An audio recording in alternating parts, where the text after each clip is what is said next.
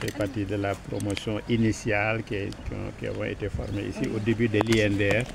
J'ai eu la chance d'avoir été professeur ici pendant près de 39 ans. C'est les autres là qui vous diront. C'est eux qui ont regardé peut-être que j'étais élégant. Ils m'ont demandé de venir parler. Mais en tout cas, on a été ici pendant une quarantaine d'années à peu près. On a essayé de former toutes les générations. Avec tout ce que j'ai dit, hein, toute l'élégance, parce que former un ingénieur, ce n'est pas seulement lui donner des connaissances pratiques et théoriques. Hein. Si vous avez vu, là, nos jeunes ont une belle tenue, non? Et ils ne font pas beaucoup de bruit. Vous avez remarqué, quand ils nous saluent, c'est avec révérence. Donc nous, ce n'est pas seulement donner des connaissances, hein, on va donner un savoir-être qui va faire que demain, quand on va être chef, on sentira un chef. Ce que j'ai dit, c'est parce qu'au Sénégal, pour résumer, il n'y a pas toujours une relation entre la production agricole et nourrir la population. Est-ce que vous me suivez? On a une agriculture avec une logique parfois un peu de business. Produire quelque chose qu'on vend bien, on a des revenus. Alors que l'exploitation agricole, au départ, c'était une terre, des gens qui ont des moyens et la main-d'œuvre et qui essaient d'abord de nourrir l'exploitation familiale avant de générer un excédent qui va leur permettre d'avoir de l'excédent financier. On est d'accord. Donc c'est pour ça que j'ai terminé ma conclusion en disant qu'au Sénégal, on a une question de reprendre l'organisation de l'agriculture. On sait produire, mais on ne sait pas toujours faire la relation entre la production et les besoins alimentaires. Regardez, en oignon, on est en excédent, alors qu'en céréales, on est en déficit. En niébé, on n'en a pas assez, d'accord. Et si je aborde cette question, je peux l'aborder aussi de façon cyclique. Souvent, c'est saisonnier, je veux dire. Il y a des moments où on a de l'excédent, il y a des moments où on a un manque, alors qu'on aurait pu jouer là-dessus. Autre chose que je voulais dire aussi, c'est qu'il y a des éléments de l'agriculture qui peuvent être pris en charge par les producteurs. C'est des échelles qui demandent des moyens financiers, ça demande des schémas d'organisation. C'est là où l'État aussi, par les politiques, doit pouvoir accompagner par les infrastructures et par les dispositifs aussi de facilitation, voilà, de renforcement des compétences. On en a parlé ici, c'est extrêmement important. La particularité de l'ENSA, c'est que depuis le début, on nous a dit de former des ingénieurs. Bon, ce qu'on a globalement su bien faire. On nous a demandé aussi de recycler les gens. Notre collègue la Massamba a beaucoup parlé. Hein. Le recyclage porte souvent des échelles Bac+2 ou des gens même qui ont un niveau élémentaire à qui on apprend à créer une ferme, à la monter et à gérer les aspects techniques de la ferme. Bon, maintenant, par la suite, bon, évidemment, on a diversifié. Certains de nos produits sont devenus des docteurs. Moi qui vous parle, je suis un produit de l'ENSA, je peux le dire comme ça. Et j'ai fait un doctorat, je suis devenu professeur. On a d'autres collègues et on nous demande d'intervenir ailleurs. Mais le champ est énorme. L'ENSA ne peut pas l'assurer tout seul. Et je disais dans la conférence que la formation va du Bac+2, DUT, BTS et tout, jusqu'à Bac+5 ingénieur ou au-delà, hein, dans le doctorat. Donc, il y a de la place pour tout le monde et je pense que nous, on va rester dans la niche que nous savons faire. On sait former des ingénieurs, on sait recycler des agents techniques, on sait aider à monter des fermes, on sait jouer le rôle de conseiller qu'on attend de nous. Mais je veux dire, le champ est énorme, hein. L'État ne pourra pas l'assurer tout seul. Actuellement, oui, on dirait qu'ils nous ont écoutés. Hein. Aujourd'hui, là, quand j'ai parlé, vous avez dit, il est actuel ou il est hors sujet? Oui, évidemment. Pas, nous, on n'a rien inventé, on était déjà actuel, on était déjà dedans. Le directeur reviendra là-dessus. Hein. C'est extrêmement important de savoir que ce qu'on a fait, vous avez vu la mission que j'avais décrite au départ dans la formation. On dirait que si on la reprend aujourd'hui, là, mais rappelez-vous aussi d'une chose, hein, ce n'est pas seulement une agriculture, on dit différentes filières ou différents niveaux de formation, chacun jouant le rôle qu'il devra jouer et dans la complémentarité, on assure la nourriture de la population. Oui, pour une raison simple, c'est que le privé ne prend qu'une spéculation qui lui est rentable, et souvent rapidement rentable, c'est souvent ça. Or, une population ne se nourrit pas que des œufs, ou ne se nourrit pas que de poulet de chair. Et encore, s'ils doivent s'en nourrir, il faut avoir les moyens financiers pour y accéder. Je veux dire, l'État garde encore sa primauté de la politique agricole, de son rôle d'assurer la nourriture et la subsistance de la population. D'accord. Et les autres viennent en complément. Mais je vais conclure là-dessus. Hein. L'agriculture, ce n'est pas seulement des questions techniques.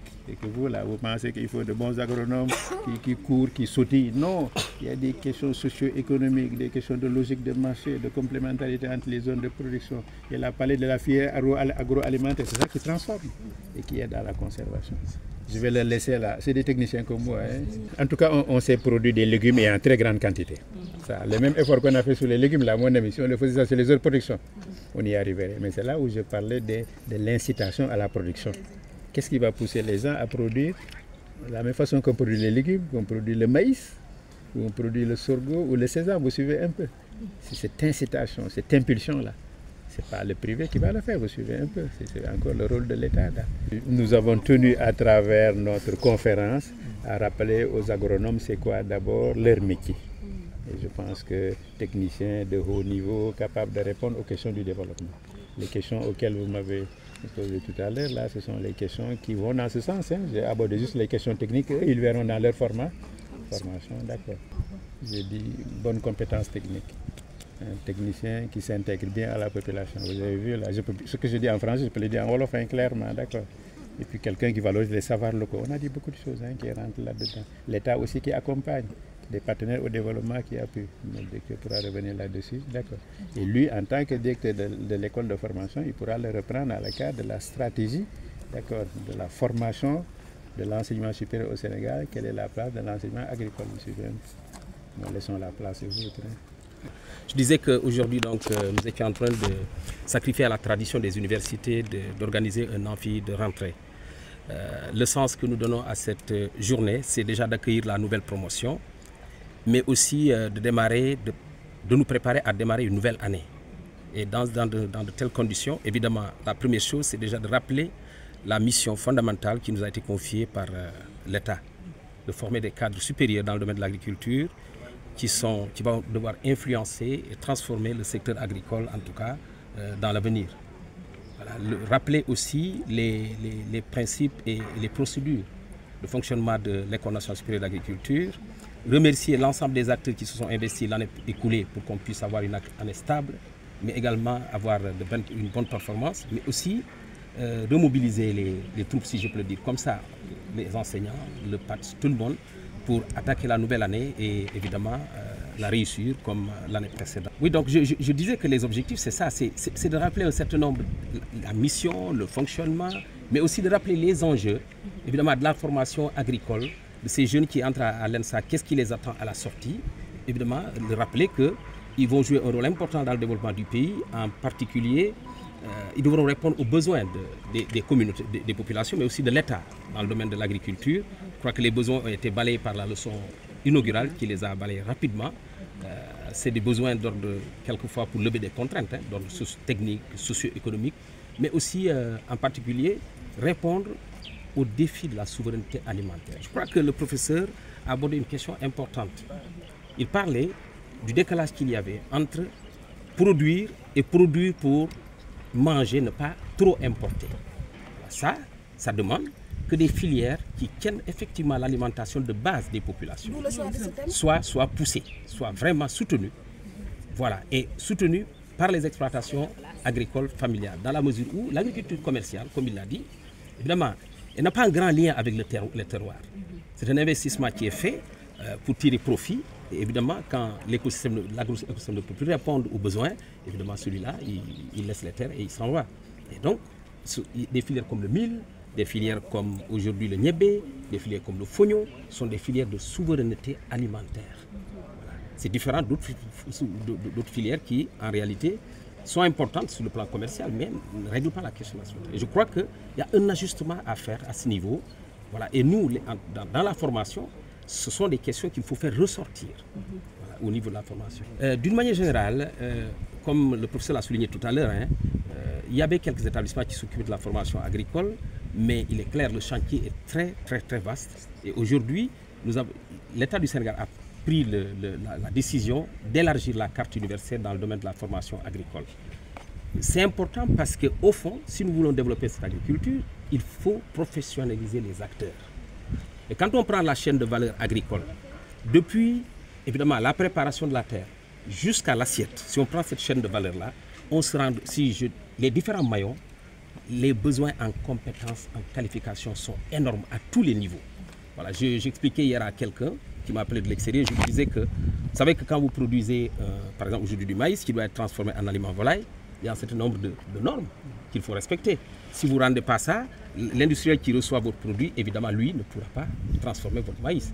Et donc, il nous faut des professionnels, mais des professionnels sont des acteurs qui sont bien formés, qui sont qualifiés, qui sont compétents et qui comprennent ces enjeux-là. Et je pense que c'est différent de quelqu'un qui, comme moi, vient du milieu paysan. Je suis un petit paysan, parce que mon père était paysan.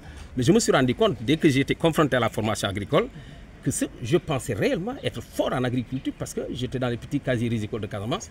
Mais quand j'ai appris l'agriculture, je me suis rendu compte que j'étais loin d'être un professionnel. Parce qu'un professionnel, il optimise.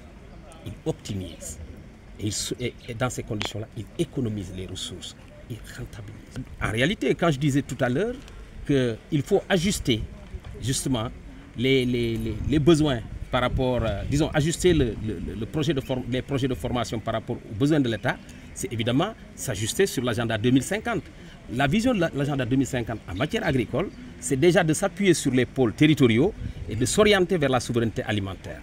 Voilà. Et sous cet angle-là, sous ce rapport-là, il faut diagnostiquer bien les contraintes auxquelles notre agriculture est confrontée, diagnostiquer les leviers possibles justement pour lever ces contraintes et relancer l'agriculture et axer tout ce qui est qualification, compétences sur ces questions-là, mais en visant les filières fondamentaux qui sont la base alimentaire des populations. Parmi les contraintes, vous avez des contraintes biophysiques connues. Jusque-là, c'est vrai, il y a eu beaucoup d'investissements qui sont faits dans le domaine de l'eau, mais si vous sortez d'ici, vous voulez aller à Diourbel, vous vous rendez compte que l'eau reste encore être un problème. Voilà. Les sols, évidemment, de 3 tonnes peut-être d'arachide en 1960, on est tombé aujourd'hui dans le bassin peut-être à 800 kg, quelquefois 600 kg, voire 400 kg à l'hectare. Vous voyez comment il y a une chute due à la dégradation des sols, mais aussi à la question du financement adapté. Ça, c'est une vraie question. Parce qu'il y a le financement classique qui est là, mais qui souvent ne répond pas aux besoins de la diversité des situations des exploitations agricoles dans ce pays. Donc il faut revoir cette question du financement agricole. Mais l'autre levier aussi, vraiment l'autre problème, c'est le machinisme agricole, sur lequel on a quand même du retard, il faut le reconnaître. Et il est clair qu'aujourd'hui, surtout dans des zones désertées par des jeunes, où donc la force de travail est déficitaire, à partir de ce moment-là, évidemment, pour suppléer tout ça, il faut quand même développer le machinisme agricole. Parlant de machinisme, nous ne parlons pas forcément de la machinerie lourde. Je crois que pour un pays comme le Sénégal, il faut la machinerie légère, il faut ce qu'on va appeler la mécanisation intermédiaire, voilà, qui est gérable par un exploitant agricole, plutôt que quelquefois des machines dont réparer un pneu seulement, tout un village ne saurait le faire parce que simplement ils n'ont même pas les pour le faire. Donc ça aussi c'est une question majeure. Bon, à mon avis, les autres questions, bon, à mon avis, les techniciens savent les résoudre. Ça,